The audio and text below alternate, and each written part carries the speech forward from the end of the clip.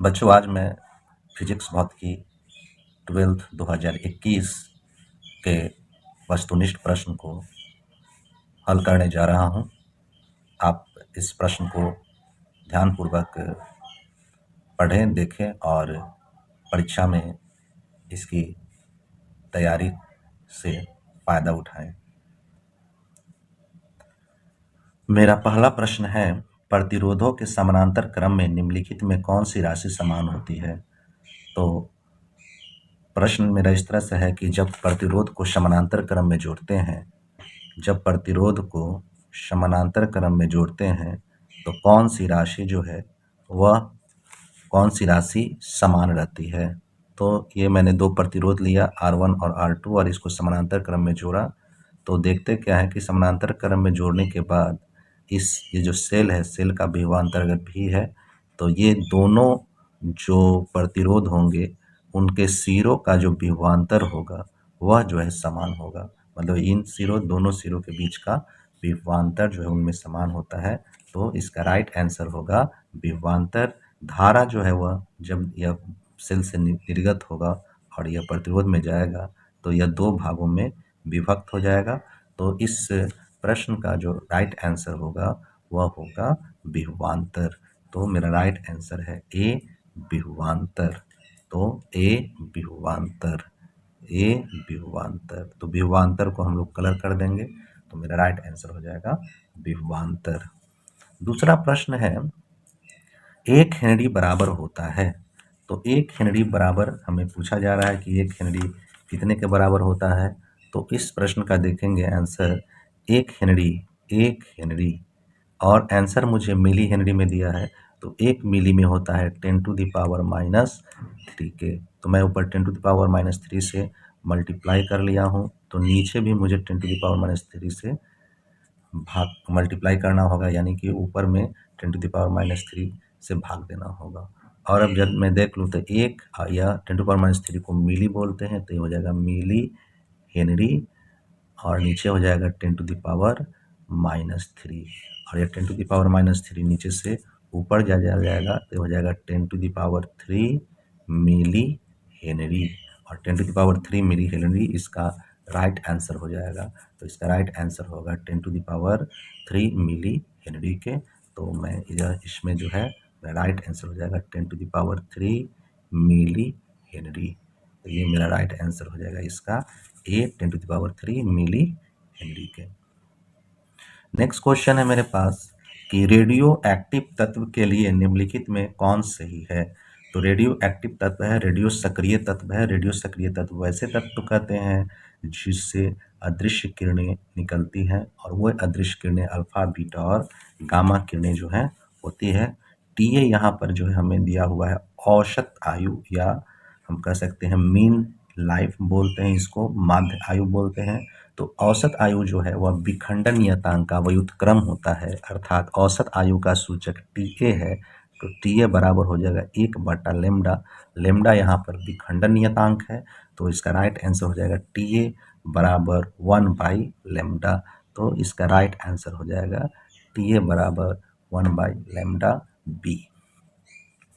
Next question 4 पर आते हैं और क्वेश्चन नंबर 4 कह रहा है कि निम्नलिखित में कौन सही है? हमें बताना है कि इसमें कौन सा सही है। तो देख सकते हैं एक तरफ जो है हमको दिया हुआ है द्विधारी अंकन पद्धति, दूसरा तरफ दिया हुआ है दार्शनिक अंकन पद्धति। और दार्शनिक अंकन पद्धति में हमें जो है सब में जो 12 12 12 यानी कि 12 जो दार्शनिक अंकन पद्धति में संख्या है उसे हमें द्विधारी अंकन पद्धति में बदलना है और बदलने के बाद हम लोग इसको राइट आंसर को देखेंगे। तो हमें इसको बदलने का आपको बता रहा हूँ। 12 को द्विधारी में बदलना है तो जो 12 संख्या है उसको बीच में लिखेंगे और इसमें 2 से तब तक भाग देते रहेंगे जब तक कि 0 जो है लास्ट में 1 ना आ जाए। जो शेष यहाँ पे लिखेंगे और भागफल जो आएगा वह उसे इसके नीचे में लिखेंगे। तो 2 से भाग देंगे 6 बार चला जाएगा, शेष बच जाएगा 0। फिर 2 से भाग देंगे तो ये 3 बार चला जाएगा, शेष बच जाएगा 0। फिर 2 से भाग देंगे तो 1 बार चला जाएगा, शेष बच जाएगा 1।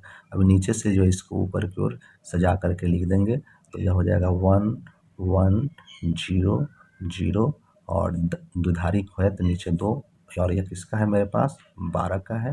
तो इसका जो आंसर हो जाएगा 1100 जो है 12 का जो है द्विधारी विभक्ति संख्या होगी। तो देखते हैं कौन सा ऑप्शन है।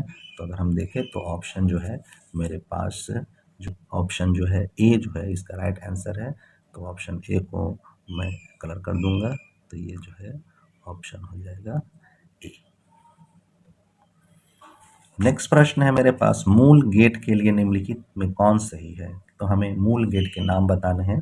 तो मूल गेटों की संख्या 3 होती है और ये मूल गेट है, आपको मूल गेट के नाम है और गेट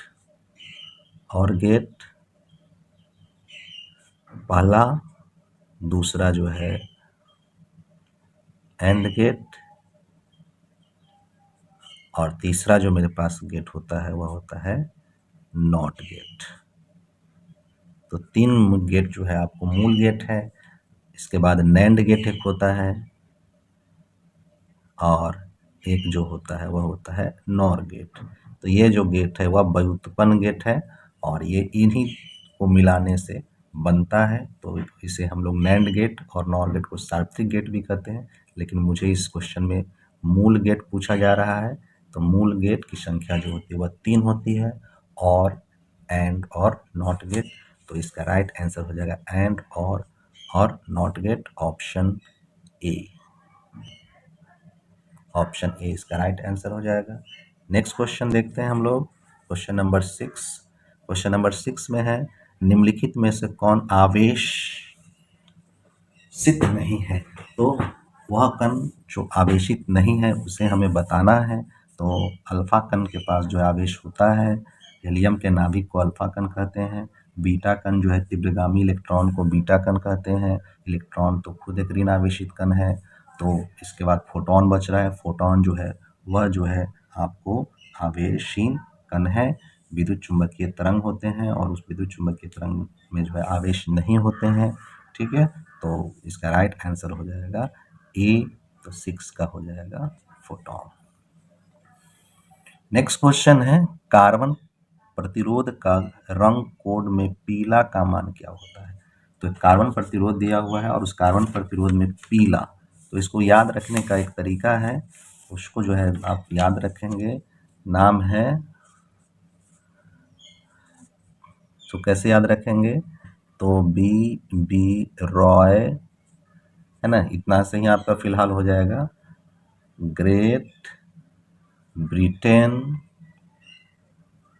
वेरी गुड वाइफ, और इसके जो फर्स्ट लेटर हैं इसके सारे और इसके फर्स्ट लेटर जो है उससे हम पता लगा लेते हैं।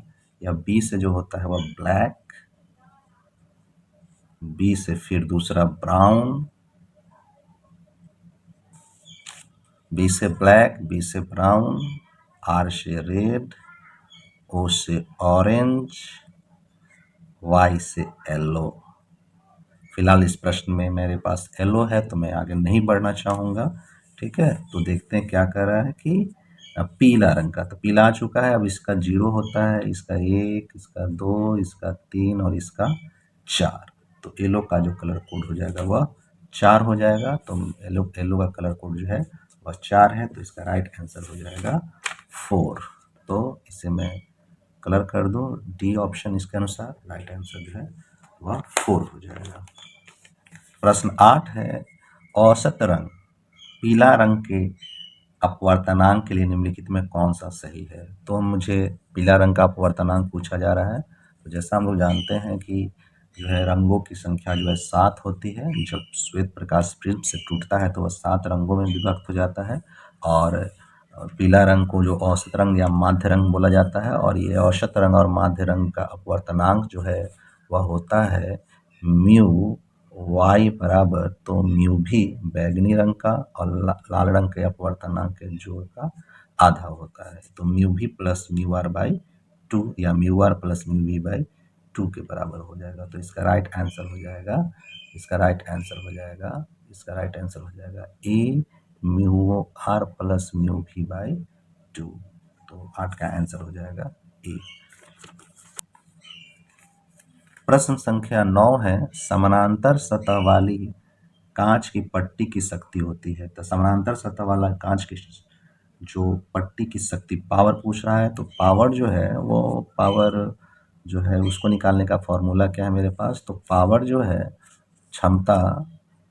क्षमता जो है वह फोकस दूरी का व्युत्क्रम होता है। और अगर समतल कांच हो, समतल कांच के लिए जो फोकस दूरी जो होता है वह अनंत होता है, और समतल कांच के लिए अगर फोकस दूरी अनंत होता है तो 1/में अनंत, तो किसी भी संख्या का अनंत जो है भाग करते हैं तो वह जो है वह आता है आपको 0 के बराबर। तो समतल जो है आपको सतह वाली कांच की पट्टी की फोकस दूरी जो हो जाएगी वह हो जाएगी अनंत।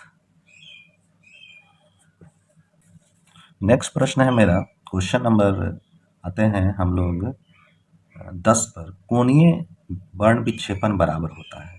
तो कोणीय वर्ण विक्षेपण का फॉर्मूला पूछ रहा है। तो कोणीय वर्ण विक्षेपण थीटा बराबर होता है, कोणीय वर्ण विक्षेपण थीटा बराबर होता है, कोणीय वर्ण विक्षेपण थीटा बराबर होता है थीटा भी माइनस डेल्टा भी माइनस डेल्टा आर। तो डेल्टा बराबर होता है म्यू भी -1 into A minus mu R -1 into A. और अगर इसको सॉल्व कर लें, ए बाहर निकाल लें, तो म्यू भी -1 म्यू आर +1, -1 से +1 कैंसिल हो जाएगा, तो ए is equal to mu B minus mu are. तो इसका राइट आंसर हो जाएगा mu B minus mu are into ए के। तो इसका राइट आंसर लिख सकते हैं mu B minus mu are into ए के बराबर, mu B minus mu are into ए के बराबर इसका राइट आंसर होगा। तो ये हो जाएगा मेरे पास क्वेश्चन नंबर 10 के बाद आते हैं, खगोलीय दूरबीन के लिए निम्नलिखित में से कौन सही है। तो एक खगोलीय दूरबीन का जो आवर्धन क्षमता होता है m बराबर होता है FO/FE। अब m को अधिक होने के लिए यहाँ पर FO का मान बहुत बहुत बड़ा होना चाहिए FE से, ताकि जो है उस दूरबीन की आवर्धन, कोणीय आवर्धन का मान बहुत अधिक हो। तो ऊपर वाली संख्या में ज़्यादा होनी चाहिए, नीचे वाला कम होना चाहिए। तो इसका राइट आंसर हो जाएगा जो है FO very very greater than FE। FO very very greater than FE। तो यहाँ पर देख सकते हैं कि इसका राइट आंसर हो जाएगा B, FO greater than FE दिया हुआ है, या FO जो है वेरी वेरी लेस देन दिया हुआ है। अगर वेरी वेरी ग्रेटर भी होता तो भी यही आंसर होता। ऑप्शन के साथ जाएंगे तो इसका ऑप्शन हो जाएगा मुझे, ये ऑप्शन हो जाएगा बी, ऑप्शन हो जाएगा बी। नेक्स्ट क्वेश्चन है क्वेश्चन नंबर 12 नंबर क्वेश्चन कह रहा है क्या कि हवा में एप्सिलॉन आर का मान होता है। तो हवा में एप्सिलॉन आर का मान क्या होता है हमें निकालना है। एप्सिलॉन आर है यहाँ पर आपेक्षिक वैद्युतशीलता, और आपेक्षिक वैद्युतशीलता बराबर होता है, अपेक्षित वैद्युतशीलता को एप्सिलॉन आर सूचित करते हैं, और यह होता है निरपेक्ष वैद्युतशीलता बटा निर्वात की वैद्युतशीलता। और अगर हम देखें तो ये दोनों वैल्यू जो है निर्वात के लिए लगभग बराबर होता है, या हवा के लिए लगभग बराबर होता है। तो इसका मान 8.85 × 10⁻12 फैराड मीटर के होता है, और इसका भी वैल्यू जो है 8.85 × 10⁻12 फैराड मीटर पर मीटर होता है। काटेंगे तो यह 1 आ जाएगा। तो एप्सिलॉन आर का मान जो है वह 1 के बराबर होता है। तो इसका राइट आंसर हो जाएगा सी, 1 के बराबर। अगले क्वेश्चन पे आते हैं हम लोग। क्वेश्चन नंबर 13 है, विद्युत क्षेत्र में एक आवेशित कण पर लगने वाला बल का मान होता है। तो विद्युत क्षेत्र में आवेशित कण पर लगने वाला बल का मान पूछा जा रहा है। तो विद्युत क्षेत्र जो है वह E बराबर होता है, विद्युत क्षेत्र E बराबर होता है 1 कूलाम पर लगने वाला बल। 1 कूलाम पर लगने वाला बल को हम लोग विद्युत क्षेत्र तीव्रता कहते हैं। तो यहाँ पर Q कूलाम पर लगने वाला बल अगर पूछा जा रहा है तो Q से हम लोग गुना कर लेंगे। तो यह QE जो है वह हो जाएगा जो है विद्युत बल के बराबर, यानी Q आवेश को E तीव्रता वाले विद्युत क्षेत्र में रखेंगे तो वह आवेश जो अनुभव किया गया बल जो है वह QE के बराबर होगा। तो इसका राइट आंसर हो जाएगा 13 का A, QE। प्रश्न संख्या 14 में चित्र एक दिया हुआ है, और उस चित्र के साथ में पहले बना लो चित्र को। तो ये चित्र इस तरह से है, ये एक संधारित्र है, ये दूसरा संधारित्र है, और इसे नीचे एक तार से जो है शॉर्ट सर्किट कर दिया गया है। जैसे ही शॉर्ट सर्किट किया गया है तो पूछ रहा है क्या, चित्र में ए और बी के बीच समतुल्य धारिता है, यानी ए और बी के बीच में क्या समतुल्य धारिता है वो हमें निकालना है। तो इस प्रश्न के जवाब में आप देखेंगे क्या, सी है और ये सी है। जब इसको तार से जोड़ेंगे तो इस सिरे का विभव, इस बिंदु का विभव और इस बिंदु का विभव समान हो जाएगा, यानी कि विभवांतर जो है बराबर हो जाएगा, विभवांतर शून्य हो जाएगा, माने इस पर कोई आवेश जो है वह नहीं जाएगा, यानी कि यह जो है आपका संधारित्र जो है वह यूजलेस हो जाएगा, काम जो है उपयोगहीन हो जाएगा या काम नहीं करेगा। तो यहाँ पर देखेंगे कि ये जो है इस चित्र में ए और बी के बीच में जो प्रभावी संधारित्र है वह प्रभावी संधारित्र का मान जो है वह सी होगा। तो इसका राइट आंसर हो जाएगा सी, प्रभावी संधारित्र का जो मान होगा वह सी के बराबर होगा। तो देखते हैं सी जो है किस ऑप्शन में दिया हुआ है। तो सी जो मेरा ऑप्शन है वह है ऑप्शन नंबर ए। तो इसका राइट आंसर हो जाएगा ऑप्शन ए। अगला प्रश्न है, टी समय में आई धारा प्रवाहित करने पर आर प्रतिरोध के चालक में उत्पन्न ऊष्मा। तो यह जूल का हीटिंग इफेक्ट लॉ है, आई एच बराबर आई स्क्वायर आर टी। तो एच बराबर आई स्क्वायर आर टी, यहाँ पर ऑप्शन जो है वह सी है, एच बराबर आई स्क्वायर आर टी। 16 जो है वह देखते हैं। क्वेश्चन नंबर 16 कह रहा है क्या कि इस 5 टेस्ला का चुंबकीय क्षेत्र बराबर होता है। तो 5 टेस्ला का चुंबकीय क्षेत्र कितने के बराबर होता है उसे हमें निकालना है। तो 1 टेस्ला बराबर होता है 1 वेबर बटा में मीटर स्क्वायर, और यहाँ पर दिया हुआ है 5 टेस्ला। तो इसे ऐसे लिख सकते हैं 5 × 1 टेस्ला, और 5 × 1 टेस्ला अगर आप लिखते हैं तो यह हो जाएगा 5 × 1 वेबर बटा में मीटर स्क्वायर, यानी कि हो जाएगा 5 वेबर बटा में मीटर स्क्वायर। तो 5 × वेबर बटा में मीटर स्क्वायर, इसका ऑप्शन जो है अगर हम लोग देख लें तो ऑप्शन हमको मिल रहा है 16 का ए। तो 16 का आंसर हो जाएगा ए। अगला प्रश्न संख्या 17 है, प्रत्यावर्ती धारा का आरएमएस मान IRMS और प्रत्यावर्ती धारा का शिखर मान I0 के बीच संबंध होता है। तो प्रत्यावर्ती धारा का वर्ग माध्यमूल मान IRMS बराबर होता है I0 बटा √2, और अगर आप भाग करेंगे 1 बटा √2 I0 से, और 1 में आपको भाग करना है। जैसा अगर आप इसको सॉल्व जरा कर दें हम, तो ऊपर अगर √2 से मल्टीप्लाई करेंगे तो नीचे भी √2 से मल्टीप्लाई करना पड़ेगा, कैंसिल हो जाएगा। तो ये हो जाएगा √2 बटा 2 I0 के, और अगर आप इसको 1.414 लिख दें नीचे 2 I0 के और भाग दे तो 0.707 I0 के बराबर होगा। तो IRMS बराबर होगा 0.707 I0 के, यानी कि शिखर धारा के। तो ये संबंध हमें मिलेगा ऑप्शन सी में। तो हम लोग सी को जो है वो क्लियर कर लेंगे, ऑप्शन सी है इसका राइट आंसर। तो ऑप्शन सी हो जाएगा इसका। प्रश्न संख्या 18 है, कोणीय आवृत्ति ओमेगा वाले प्रत्यावर्ती धारा में एल प्रेरकत्व वाले प्रेरक द्वारा उत्पन्न प्रेरकीय प्रतिघात का मान होता है। तो प्रेरकीय प्रतिघात का सूत्र होता है XL, प्रेरकीय प्रतिघात का सूचक है, बराबर ओमेगा × L, जहाँ पर ओमेगा जो है कोणीय आवृत्ति है प्रत्यावर्ती धारा का, एल जो है प्रेरकत्व गुणांक या स्वप्रेरण गुणांक भी हम इसे बोलते हैं। तो XL बराबर हो जाएगा ओमेगा L के। तो इसका आंसर हो जाएगा XL बराबर ओमेगा L, ऑप्शन बी।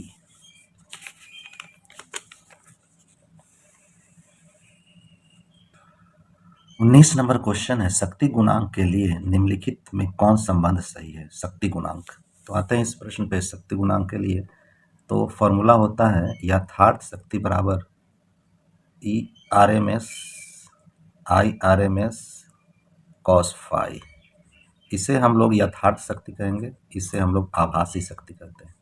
तो PAV बराबर हो जाएगा औसत शक्ति बराबर यह हो जाएगा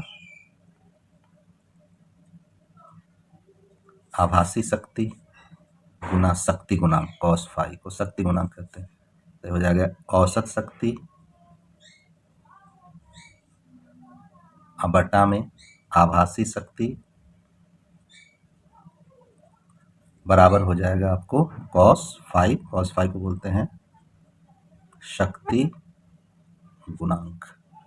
तो cos 5 को बोलते हैं हम लोग शक्ति गुणांक। तो देखते हैं cos 5 शक्ति गुणांक बराबर आपको मिल जाएगा यथार्थ माध्य शक्ति या औसत शक्ति। तो देखते हैं आभासी माध्य शक्ति या आभासी शक्ति यथार्थ। तो ये मेरे पास ऑप्शन जो है यथार्थ माध्य शक्ति ऊपर में है और नीचे आभासी माध्य शक्ति है। तो ऑप्शन जो है आपको मिलेगा सी। तो 19 का ऑप्शन हो जाएगा सी।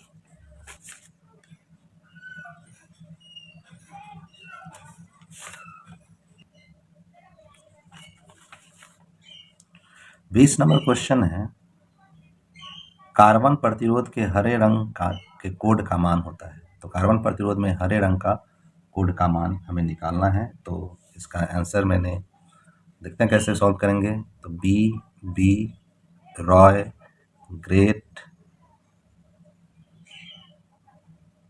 Britain very good wife. तो बी से ब्लैक, बी से ब्राउन, आर से रेड, ओ से ऑरेंज, वाई से येलो और जी से ग्रीन। और इसको 1 0 1 2 3 4 5। तो ये कोड है इसका। तो इसका ग्रीन का कोड है मेरे पास 5। तो आंसर इसका आ जाएगा 5। तो आंसर हो जाएगा सी 5। प्रश्न संख्या हम लोग आते हैं 21 पर। चुंबकीय क्षेत्र बी वेक्टर में भी वेक्टर वेग से गतिमान आवेश के ऊपर लगने वाला बल का व्यंजक होता है। तो जब कोई आवेश q भी वेक्टर से बी चुंबकीय क्षेत्र में गतिमान हो तो उस पर लगने वाला चुंबकीय बल होता है Fm वेक्टर बराबर q भी वेक्टर क्रॉस बी वेक्टर के। तो इसका राइट आंसर हो जाएगा 21 का ए। नेक्स्ट प्रश्न है प्रश्न संख्या 22। पदार्थ की प्रतिरोधकता के लिए निम्नलिखित में कौन सही है। तो पदार्थ की प्रतिरोधकता के लिए हमें प्रतिरोध अनुप्रस्थ काट क्षेत्रफल और लंबाई में संबंध पूछा जा रहा है। तो जब एक तार लेते हैं और इस तार का जो लंबाई L हो, अनुप्रस्थ काट क्षेत्रफल A हो, इसका प्रतिरोध R हो और प्रतिरोधकता ρ हो, तो संबंध होता है प्रतिरोध R बराबर ρ L बाई A। तो ρ अगर हमको निकालना है तो R गुना A by L is equal to ρ। तो ρ प्रतिरोधकता बराबर हो जाएगा RA बटा L, RA बटा L। तो इसका राइट आंसर हो जाएगा RA बटा L। तो RA बटा L इसका राइट ऑप्शन हो जाएगा A। राइट ऑप्शन इसका हो जाएगा A। प्रश्न संख्या 23 है विभव प्रवणता कहलाता है। तो विभव प्रवणता जो होता है, विभव प्रवणता बराबर होता है विभव में परिवर्तन, विभव का सूचक V, परिवर्तन का सूचक D और बटा में दूरी या लंबाई। तो लंबाई x मतलब स्थान में परिवर्तन को लंबाई कहते हैं। तो dV बाई dx। तो इसका राइट आंसर हो जाएगा C dV बटा dx। अब आते हैं प्रश्न संख्या 24 पे। विद्युत फ्लक्स का एसआई मात्रक होता है। तो विद्युत फ्लक्स का एसआई मात्रक पूछा जा रहा है। तो विद्युत फ्लक्स का जो सूचक होता है फाई बराबर होता है ई एस कॉस थीटा के। तो विद्युत फ्लक्स का मात्रक निकालने के विद्युत क्षेत्र तीव्रता का मात्रक, तो विद्युत क्षेत्र तीव्रता का मात्रक एक होता है न्यूटन प्रति कूलम या वोल्ट प्रति मीटर। तो ऑप्शन में हमें वोल्ट के रूप में दिया हुआ है तो हमें वोल्ट के रूप में लेना होगा। तो इसका जो जाएगा वोल्ट प्रति मीटर और क्षेत्रफल का होता है मीटर स्क्वायर और ये मात्रकहीन है तो मात्रकहीन के जगह पर एक डालते हैं मात्रक निकालते वक्त, मीटर से मीटर कैंसिल, VM यानी वोल्ट मीटर। तो इसका राइट आंसर हो जाएगा वोल्ट मीटर। तो इसका राइट आंसर हो जाएगा volt meter C, volt meter. इसका राइट आंसर हो जाएगा। नेक्स्ट क्वेश्चन है संबंध Q बराबर इन ई में निम्नलिखित में कौन n का मान संभव नहीं है। तो हमें बताना है कि इस सारे चारों ऑप्शन में n का मान कौन सा मान जो है n का वह पॉसिबल नहीं है। तो किसी पिंड को जब आवेशित करते हैं तो according to modern concept of electric charge, किसी भी वस्तु पर जो आवेश होता है वह आवेश Q वह इलेक्ट्रॉनिक चार्ज E के पूर्णांक गुणज होता है, माने पूरा अंक का गुणज होता है, यानी Q बराबर NE। जहाँ N जो है पूरा अंक होना चाहिए, पूर्णांक होना चाहिए, इंटीजर 1 2 3 4, डेसिमल या फ्रैक्शन में नहीं होना चाहिए। तो मेरा ऑप्शन है जो है, देख सकते हैं कि 4 तो पूरा अंक है, 8 भी पूरा अंक है, 4.2 जो है वह पूरा अंक नहीं है, 100 पूरा अंक है। तो मेरा राइट ऑप्शन जो हो जाएगा वह C, दशमलव में यह संभव नहीं है। प्रश्न संख्या 26, एक समानांतर पट्टी का संधारित्र की धारिता के लिए निम्नलिखित में से कौन सही है। तो एक समानांतर प्लेट संधारित्र की धारिता, एक समानांतर प्लेट संधारित्र है और उस समानांतर प्लेट संधारित्र की धारिता हमें निकालना है। अगर इसका एरिया A, प्लेटों के बीच की D, माध्यम जो है अगर आपको हवा हो तो C बराबर होता है एप्सिलॉन नॉट A बटा D के। तो इसका राइट आंसर हो जाएगा C बराबर एप्सिलॉन नॉट A बटा D। तो ऑप्शन हो जाएगा A एप्सिलॉन नॉट A बटा D। क्वेश्चन नंबर 27 है, विद्युत परिपथ की शक्ति होती है। तो विद्युतीय परिपथ में जो शक्ति का जो फॉर्मूला होता है वह निकालना है हमें। तो शक्ति P बराबर होता है V² बाई R के, या P बराबर होता है V इंटू I के, या फिर P बराबर होता है आपको I² R के। तो ये तीनों जो है विद्युत शक्ति का समीकरण है। इसमें कौन सा दिया हुआ ऑप्शन, तो इसमें दिया हुआ है R के रूप में, तो हो जाएगा P बराबर V² बाई R। तो इसका राइट आंसर हो जाएगा V² बाई R। प्रश्न संख्या 27 है, धारितीय प्रतिघात होता है, यानी किसी संधारित्र से विद्युत प्रत्यावर्ती धारा प्रवाहित होता है, तो वह जो प्रत्यावर्ती धारा के प्रवाह में विरोध उत्पन्न करता है उसे धारितीय प्रतिघात कहते हैं। और धारितीय प्रतिघात XC बराबर होता है 1/ओमेगा C। XC बराबर 1/ओमेगा C के, XC बराबर 1/ओमेगा C के। तो इसका राइट आंसर हो जाएगा D, XC बराबर 1/ओमेगा C के। क्वेश्चन नंबर 29 है, XAZ का अल्फा क्षय निम्नलिखित में कौन निरूपित करता है। यानी X कोई रेडियो सक्रिय नाभिक है और उस रेडियो सक्रिय नाभिक से अल्फा क्षय हो रहा है। तो देखते हैं X और ये जो है Z है, A है, और इसमें से जब अल्फा क्षय होगा, अल्फा क्षय मतलब हीलियम नाभिक निकल जाएगा तो नया एक एलिमेंट बनेगा और उस एलिमेंट में 2 जो है परमाणु संख्या में कमी हो जाएगी और 4 जो है वह द्रव्यमान संख्या में कमी होगी। तो इस देखते हैं कौन सा राइट ऑप्शन इसके साथ आता है। तो अगर हम देखें तो ये जो राइट ऑप्शन ए है वह सही होगा, क्योंकि ऊपर y बराबर -4 Z -2 प्लस हीलियम 24 है। तो इसका राइट ऑप्शन हो जाएगा आपको ए। नेक्स्ट क्वेश्चन है, निम्नलिखित में कौन सा मूल कण नहीं है। तो मूल कण जैसा जानते हैं 3 मूल कण होता है, इलेक्ट्रॉन, प्रोटॉन और न्यूट्रॉन। तो इलेक्ट्रॉन, प्रोटॉन और न्यूट्रॉन को छोड़ देंगे, बाकी जो होगा वह मेरा मूल कण नहीं होगा। तो अल्फा कण जो है मूल कण नहीं है। अगला क्वेश्चन है, टीवी प्रसारण के लिए निम्नलिखित में कौन सी आवृत्ति का परास संभव है। तो टीवी प्रसारण के लिए 3 संभव है, 30 से 300 मेगाहर्ट्ज की आवृत्ति संभव है। ये क्षीणता को मापने के लिए निम्नलिखित में से कौन सा मात्रक संभव है। तो क्षीणता जो हम लोग मापते हैं वह डेसिबल से मापते हैं। तो आंसर जो है इसका जो है डेसिबल हो जाएगा। क्वेश्चन नंबर 33 है, एक एन प्रकार अर्धचालक का होता है। एक एन प्रकार का जो अर्धचालक होता है वह कैसा होता है। धनावेशित होता है, ऋणावेशित होता है, अनावेशित होता है, परम शून्यता पर अनावेशित लेकिन उच्चता पर आवेशित होता है। तो याद रखेंगे बच्चों, ये क्वेश्चन एक पी प्रकार का अर्धचालक हो या एन प्रकार का अर्धचालक हो, कुल आवेश उसका शून्य होता है। तो 33 का जो ऑप्शन हो जाएगा वह जो है वह हो जाएगा आपको सी, अनावेशित होता है। पी प्रकार का हो जाएगा अनावेशित हो जाएगा। क्वेश्चन नंबर 34 पे आते हैं, हाइड्रोजन परमाणु में इलेक्ट्रॉन की न्यूनतम कक्षीय संवेग होता है। तो हाइड्रोजन परमाणु में जो परिक्रमा करता है इलेक्ट्रॉन, उसका कोणीय संवेग L बराबर होता है NH बटा 2 पाई, जहाँ N जो है कक्षा संख्या है और न्यूनतम कक्षा नहीं, न्यूनतम में पूछ रहा है तो न्यूनतम के लिए N का मान 1 हो जाएगा, तो L बराबर हो जाएगा H बटा में 2 पाई। तो इसका राइट आंसर ऑप्शन हो जाएगा सी, h बटा में 2 पाई। दाता अपद्रव्य परमाणु की संयोजकता कितनी होती है? तो जो डोनर इम्प्यूरिटी है, देने वाला, तो देने वाला क्या देगा? इलेक्ट्रॉन देगा। इलेक्ट्रॉन जो देता है तो इसकी जो वैलेंसी जो हो जाएगी वह पंच संयोजित तत्व जो होता है वह दाता अपद्रव्य परमाणु होता है।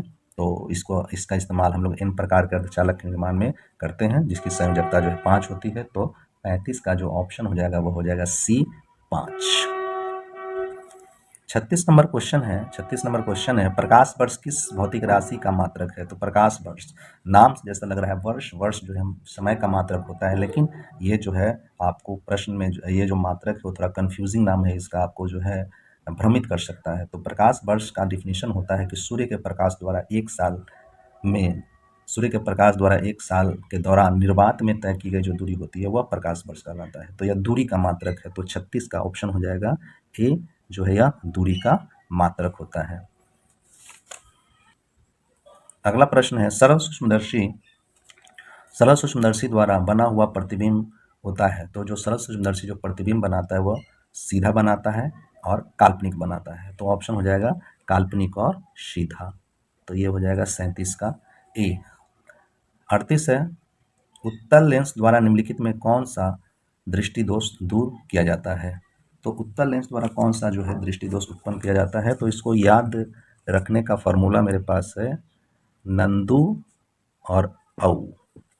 तो नंदू न से नजदीक यानी निकट, द से दूर, अ से अवतल, उ से उत्तल। यानी निकट हो तो अवतल, दूर हो तो उत्तल। अब देखते हैं अपने प्रश्न को। तो उत्तल लेंस से हम लोग कौन सा दृष्टि दोष पार कर सकते हैं? दूर दृष्टि दोष को। तो इसका आंसर हो जाएगा दूर दृष्टि दोष, बी। नेक्स्ट प्रश्न है, प्रश्न संख्या है मेरा 39। वर्ण विक्षेपण के लिए संबंध पूछा जा रहा है। तो वर्ण विक्षेपण का सूचक होता है ओमेगा। वर्ण विक्षेपण का सूचक होता है ओमेगा और ओमेगा बराबर होता है mu B minus mu R और म्यू वाई माइनस 1। तो इसका राइट ऑप्शन हो जाएगा ए, ओमेगा बराबर mu B minus mu R mu Y minus 1। अगला प्रश्न, निर्वात में प्रकाश का वेग c है। कांच में म्यू बटा 3 में इसका मान होगा। यानी कांच में मुझे प्रकाश का वेग पूछा जा रहा है। तो फॉर्मूला होता है अपवर्तनांक म्यू बराबर निर्वात में प्रकाश की चाल बटा में माध्य में प्रकाश की चाल। तो माध्य में प्रकाश की चाल हो जाएगा c बटा में म्यू के। तो यहाँ पर c और म्यू का मान दिया हुआ है 3/2, तो 2c/3। तो आंसर हो जाएगा 2c/3। तो ऑप्शन हो जाएगा इसका बी। अगला प्रश्न है, नेक्स्ट प्रश्न है, और वो प्रश्न है आपको सामान्य समायोजन के लिए खगोलीय दूरबीन की लंबाई होती है। तो अगर सामान्य समायोजन हो तो खगोलीय दूरबीन की लंबाई हो जाएगा FO प्लस FE। तो अभिदृश्य की फोकस दूरी और नेत्रिका के फोकस दूरी के जोड़ के बराबर हो जाएगा। तो FO प्लस FE इसका राइट आंसर हो जाएगा। तो ये जो है ऑप्शन जो मेरे पास हो जाएगा डी।